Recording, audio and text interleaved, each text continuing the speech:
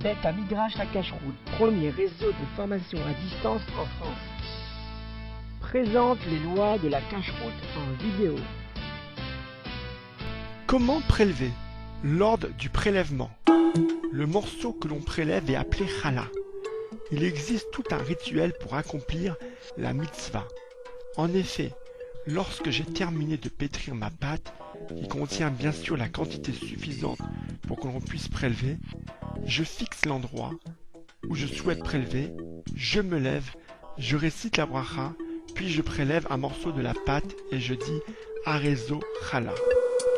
La bénédiction. Les Ashkenazim réciteront la bénédiction suivante. Baruch ata Hashem Elokeinu melech haolam asher kideshanu b'mitzvotav vetzivanu le'afrish challah.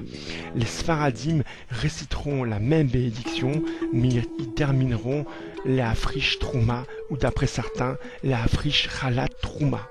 Si on a oublié de réciter la bracha avant de prélever, on pourra toujours réciter la bracha tant que l'on n'a pas encore dit Arezo Challah.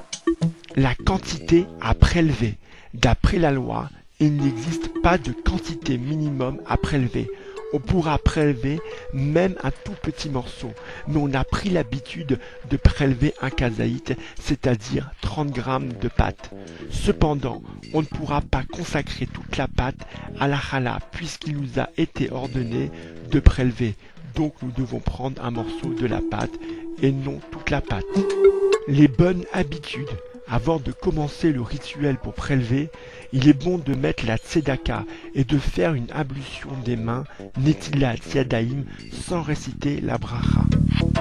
Que faire avec le morceau après le prélèvement? Le morceau de challah est normalement destiné au Kohen, mais de nos jours, du fait de notre impureté à tous, nous n'avons pas la possibilité de le faire. C'est pourquoi on devra le brûler. Mais attention, on ne pourra pas brûler le morceau de challah en même temps que la cuisson, car nous n'avons pas le droit d'en profiter.